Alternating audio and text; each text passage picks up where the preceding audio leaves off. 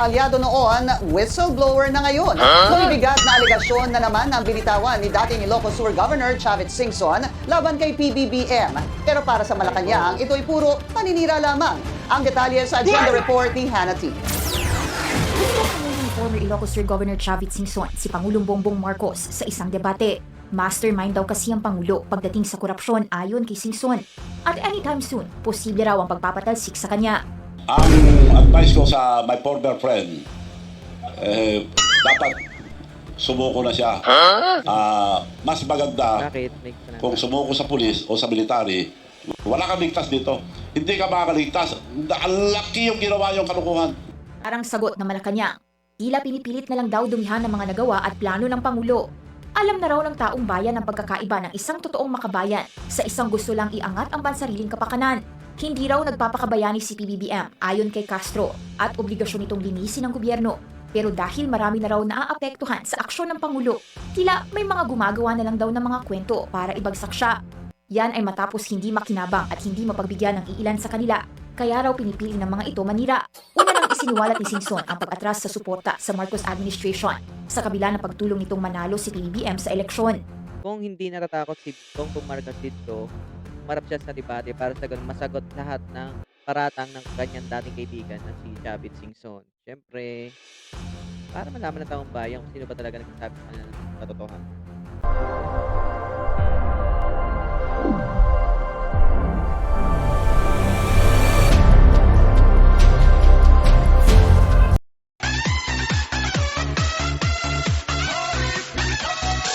Magandang araw sa atin lahat mga bossing. Muli nagbabalik RNG News TV mga boss. Yan,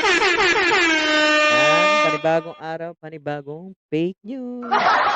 Another day, fake news tayo mga bossing. So for today's video, ang topic natin ngayon ay tungkol dito sa magkaibigan na ngayon ay hindi na.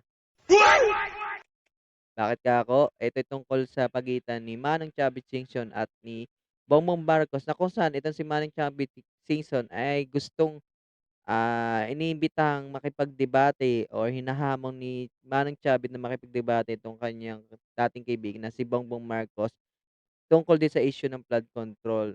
Alright, mga boss. Pero bago natin umpisa ng panonood ng video mga bossing, ayan, muli iniimbitahan ko yung mag-subscribe sa ating YouTube Huwag mong channel. subukan. Ayan. Click nyo lamang po yung subscribe button. Para sa ganun maging updated tayo sa ating mga i-upload na video. Ayan. Mag-comment na rin kayo para sa ganun. Pag nakita ko yung mukha nyo sa comment section, pangalan nyo, shoutout ko kayo. Ayan.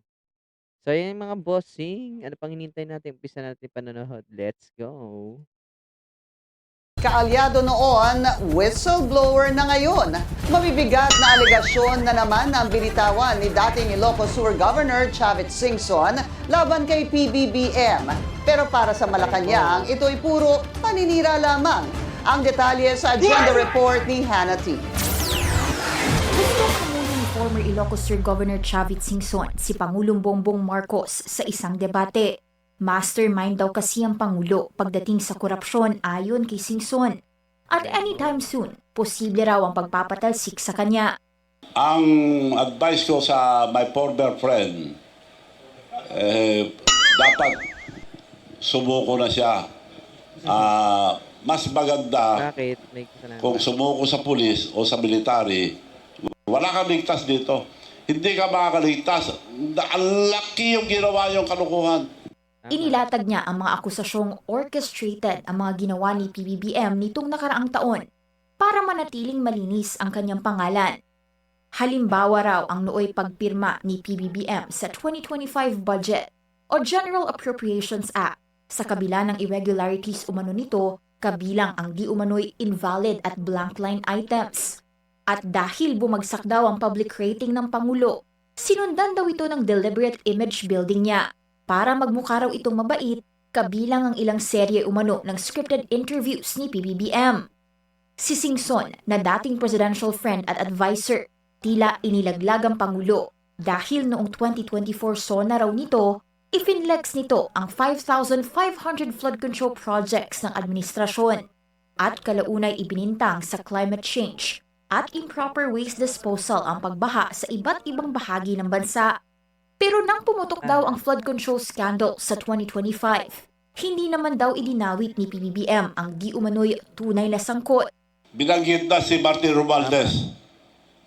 Naimbestigahan ba? Di pa up to now. Dahil pinsambuo niya ito, kasama niya, mastermind. They are both mastermind. So up to now, ni investigasyon wala.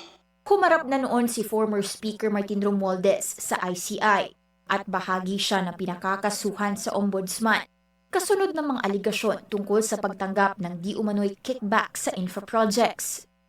Una nang ibinahagi ni Singson na talamak daw ang tila maanumalyang proyekto sa Ilocos Region, ang balwarte ng pamilya Marcos.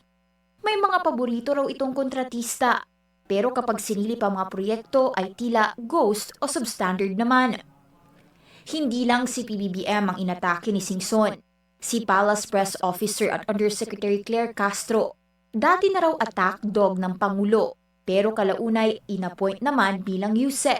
After 13 days lang, yung last na banat niya kay BBM, after 13 days, Claire Castro was appointed USEC of the Presidential Commission Communication Office with a budget of 2.4 billion. Nagbago na. Attack dog pa rin, pero tuta na ni Marcos. Agarang sagot ng Malacanang. Tila pinipilit na lang daw dumihan ng mga nagawa at plano ng Pangulo. Alam na raw ng taong bayan ang pagkakaiba ng isang totoong makabayan sa isang gusto lang iangat ang pansariling kapakanan. Hindi raw nagpapakabayani si PBBM ayon kay Castro at obligasyon nitong linisin ng gobyerno. Pero dahil marami na raw naaapektuhan sa aksyon ng Pangulo, tila may mga gumagawa na lang daw ng mga kwento para ibagsak siya. Yan ay matapos hindi makinabang at hindi mapagbigyan ng iilan sa kanila. Kaya raw pinipili ng mga ito manira. Una nang isiniwalat ni Singson ang pag-atras sa suporta sa Marcos administration sa kabila ng pagtulong nitong manalo si PBBM sa eleksyon. Tila kinalimutan na raw kasi siya ng Pangulo at hindi nabigyan ng director-level position ayon sa kanyang mga pahayag noong 2025. Tiniming ng dating gobernador ang kanyang mga paratang sa 2026 sa pagpatak ng 40 years matapos ang ouster ng ama ni PBBM na si Marcos Sr. noong 1986.